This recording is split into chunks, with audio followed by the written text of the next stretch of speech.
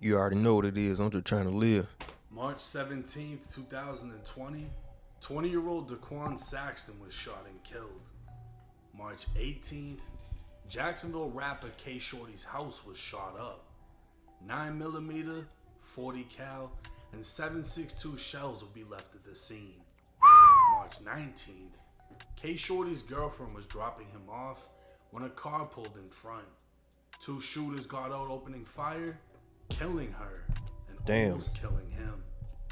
Fast forward to 2025, Kshordy has already been sentenced to 12 years in prison for a rifle, is facing a murder charge, and now his own paperwork. What's up, everybody? It's 1090 Jake. I'm rocking with y'all, and y'all rocking with me. And for this video, we're gonna be speaking on Jacksonville rapper Kshordy allegedly sliding on ops, telling on ops, and then sliding again.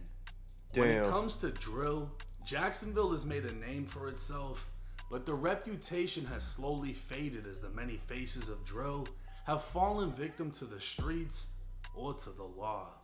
23-year-old Therese Powell, who's more commonly known as the rapper Kshordy, all these niggas dead or in jail. Y'all better pay attention. has unfortunately fell victim to both. A documented member of Six Block, the Six would be made famous by its most famous rapper, Julio Fulio. The Six was a set of apartments named Hilltop Village, located on Jacksonville's north side with a long history of poverty and violence. Kshordy was of the younger generation that grew up under Fulio's reign. Another famous name from Six Block would be none other than Adrian Gaynor Jr., aka Bibby. Mentioned and dissed numerous times throughout the years, Bibby was only 16 when he was gunned down inside Hilltop. Kshordy would describe their relationship like brothers, with Bibby even living in his own home for a period of time. In an interview with Off the Porch, Kshordy would speak on Bibby looking up to Fulio and warning him about how close he was getting, as everyone knew Fulio was the biggest target in the city. When he got killed, it wasn't for him. And that's just me being real.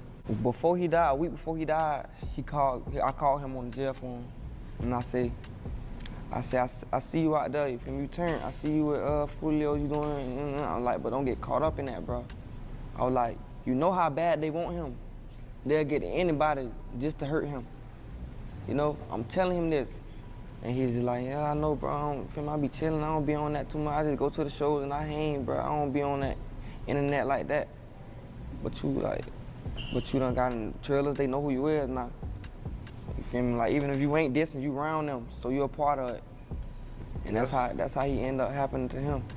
That's why y'all need to chill out with this street shit, bro. If you ain't forced to be in this shit, you ain't gotta do this shit, man. You ain't gotta do this shit if you ain't born into it and shit. If you just deciding to do this shit cause you see these niggas doing and think it's cool, you need help, nigga. You need to go see a psychiatrist, a doctor. Go to the hospital, tell them you fucking crazy, and tell them you want to be a gangster. They gonna get you right. This ain't what these niggas really want, bro. They just stuck in this shit. This is a bunch of bullshit. You hear everything this nigga just said? Bunch of bullshit. And they hurt me so bad because I knew, like, he ain't deserve that. Bibby's death would be one of many that would affect Kshordy, but one specific murder is believed to have changed him for the worst. 17-year-old Nandi Weich was living a high school dream. A cheerleader, good grades, and the hopes of attending Florida A&M University. Nandi would even be interviewed by the local news in Jacksonville during the holidays, wishing for a car for Christmas, and her wish would come true. And your wish? My wish? I want a car. On Christmas Day, Nandi woke up to a brand new red Toyota. Life was seemingly on the rise. That's cool. Until 3 months later, when it all fell apart. That's fucked up. March 19th, 2020, Nandi had just went on a date with her then boyfriend, Kshordy. She drove to Portsmouth Ave and was dropping him off when another vehicle pulled up and two men exited. Gunfire erupted as bullets repeatedly pierced the windshield and unfortunately her body. Damn. When police arrived at the scene, they'd find Kshordy shot inside the car, alive, but Nandi would be pronounced dead at the scene. Witnessing his girlfriend's death, it was rumored this was the turning point that left Kshordy committed to violence. After all, he was clearly the target in the shooting, and investigators would later learn why. 10 months after the shooting, police announced the arrest of 21-year-old Roland Ball and 16-year-old Xavier Porter. Through a search of Xavier's phone, investigators would recover messages in which he not only admitted to the murder, saying Nandi wasn't the intended target, he admitted they were trying to kill Kshordy, as Kshordy was the one who killed his older brother Daquan Saxton 2 days earlier. With the announcement of the arrest, the news would report police stated a gray vehicle was seen pulling up in front of Nandi's before 2 men got out and opened fire with an AK-47. The news would also report multiple people identified Roland Ball as a suspect in the case, and one of them, described as an eyewitness, told police they saw Ball get out of a vehicle armed with an automatic rifle and fire into Nandi's vehicle before taking off. We now know that eyewitness was none other than Kshordy.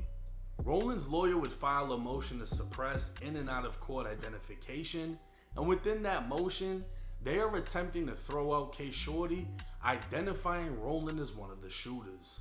On April 8, 2022, Kshordy participated in a deposition and an attempt to take back the statements he told to police after the shooting. Come to find out, Kshordy not only identified Roland as the shooter, he identified him by photo and signed the photo to confirm. Damn. This nigga squealing. Roland's co-defendant, Xavier, would also file a motion that the state would strike. The state would claim I thought y'all was gangsters though. I thought you weren't supposed to say nothing to the police.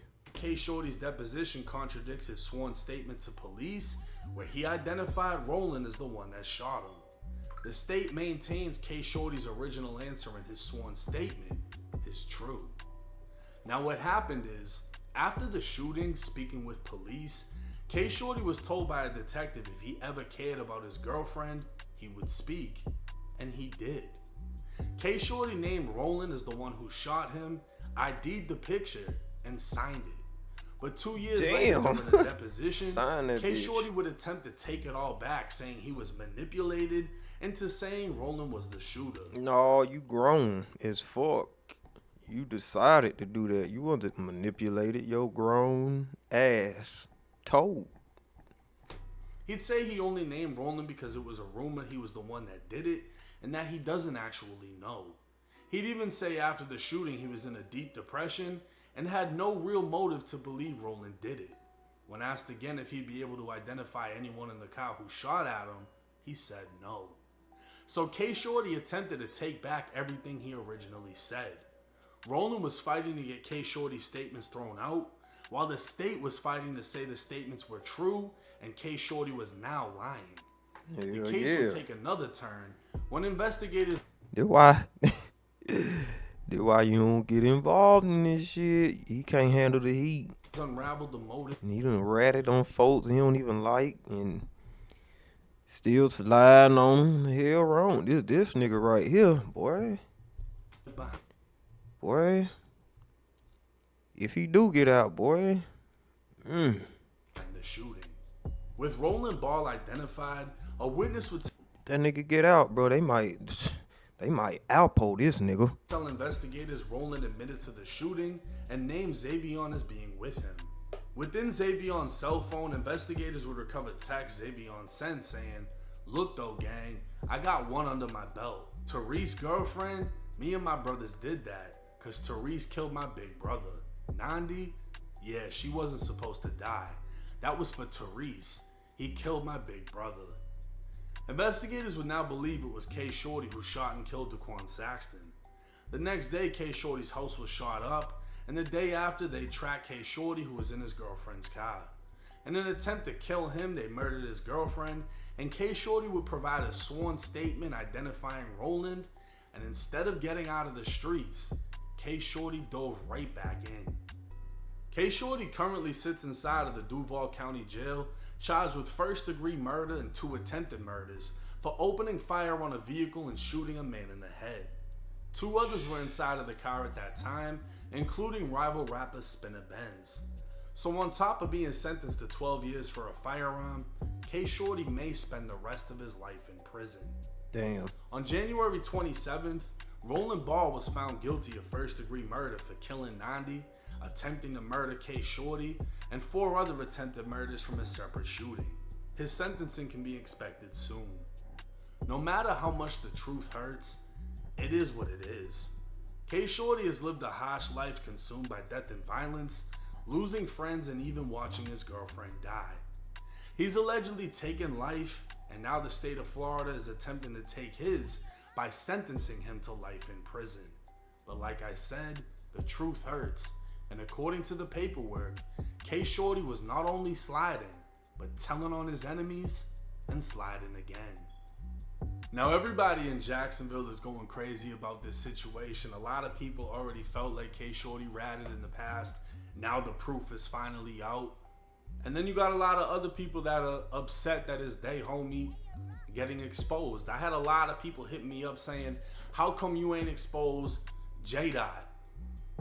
He exposed himself. When that paperwork dropped, he admitted that it was him and that he was a juvenile and that he wasn't in the streets at the time. There's nothing else I can fucking add on to that. He told. He said he told. What the fuck you want me to do? So for everybody in my DM about J-Dot, like John Wall, go talk to him about that.